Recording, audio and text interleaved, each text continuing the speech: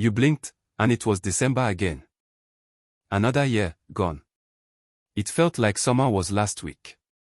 You looked at the calendar and something in your chest tightened, because the math doesn't make sense anymore.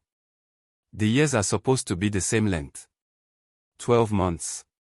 365 days. The clock never sped up. The earth never spun faster around the sun. So why does each one feel shorter than the one before it? You probably think you know the answer. You're busy. You're distracted. You're glued to a screen and the days blur together. That's the comfortable explanation, the one everybody repeats. But the real answer is far stranger, and it lives deep inside the way your brain was built to measure your own life. Think back to when you were 7 years old. A single summer felt like a continent. The school year stretched out like an ocean you could barely see across. A car trip to visit your grandparents felt like an expedition. Time was thick back then. It was heavy. It moved like honey. Now a decade can pass and you barely notice it leaving. The first person to seriously explain this wasn't a neuroscientist. He was a French philosopher named Paul Janet, writing in the 1800s, and he noticed something so simple it sounds almost like a trick. He proposed that the length a year feels is measured against the total length of the life you've already lived. Sit with that for a second.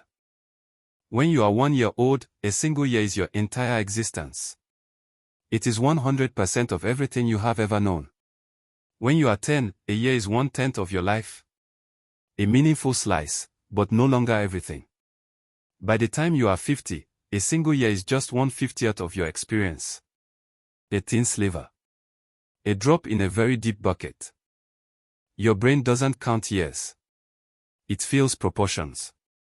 So the summer you remember from childhood really was longer, in the only way that matters.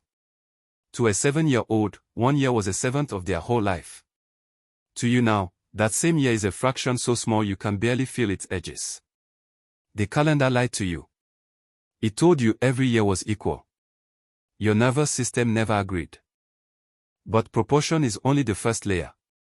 There's a deeper engine underneath, and it has to do with how your brain stores time in the first place. Here is the part nobody tells you. Your brain has no clock. There is no ticking organ inside your skull. Instead, your brain estimates how much time has passed by counting how many memories it laid down.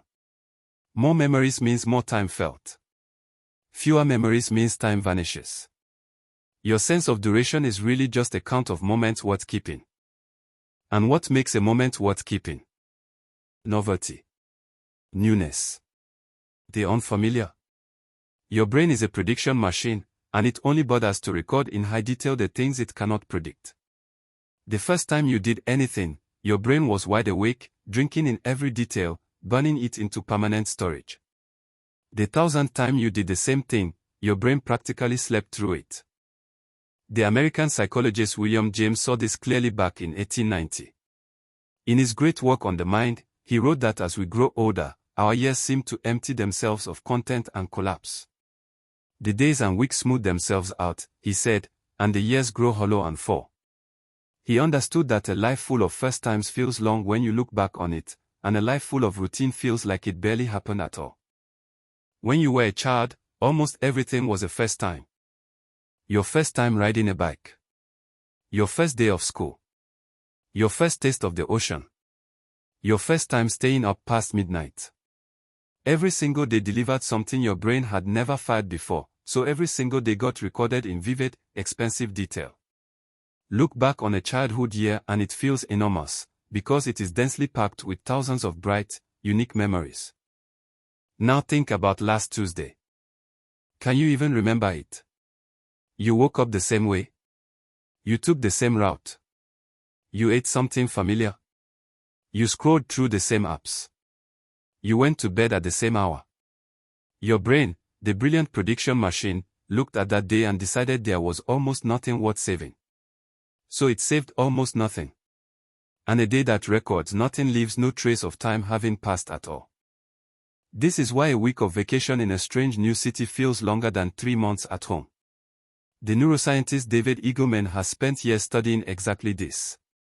He calls it the relationship between memory density and felt duration. When you are somewhere unfamiliar, every street, every smell, every face is new, so your brain records constantly, and the days feel rich and slow and full. The moment you return to routine, the recording stops, and time begins to leak away again. Eagleman ran experiments where he showed people unexpected images mixed into repeating ones. The new, surprising image always seemed to stay on screen longer, even when it didn't. Novelty stretches time.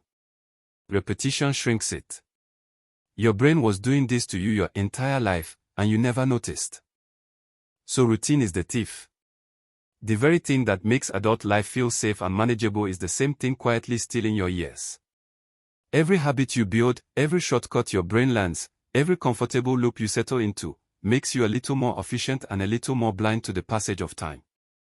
But there's another piece, and this one is physical.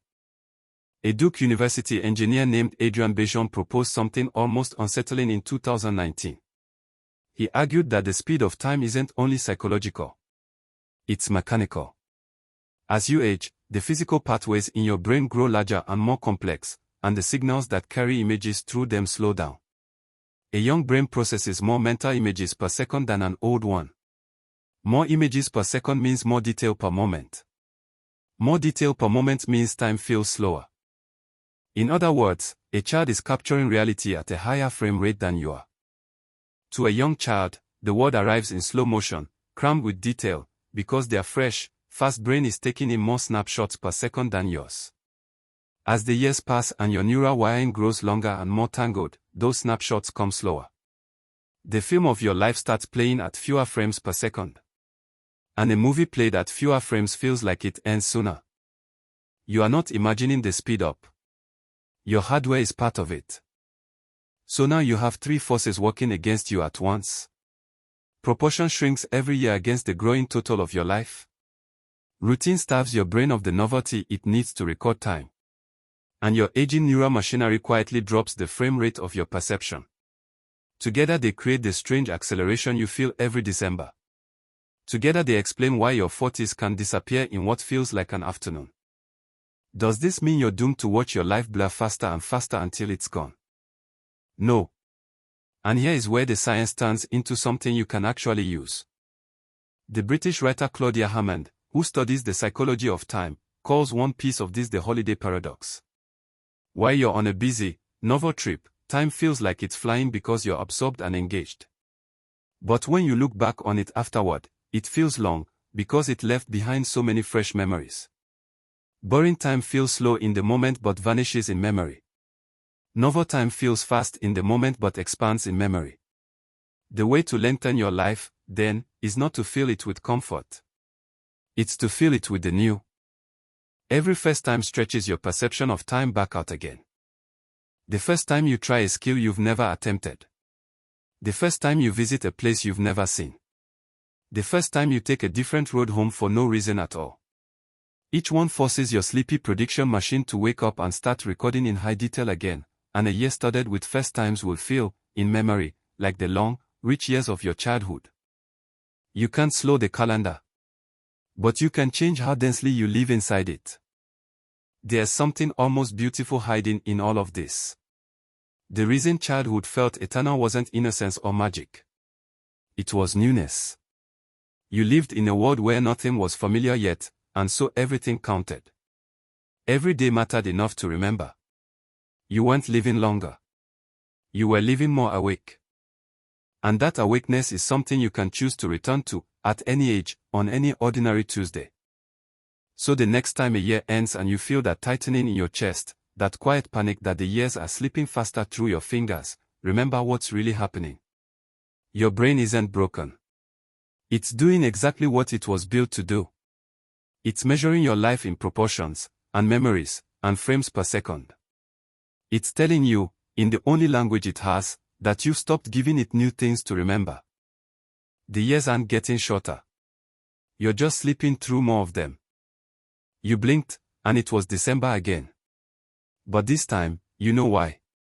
And you know that the cure was never more time. It was more attention. The year ahead is exactly as long as it has always been. The only question is how much of it you'll be awake for.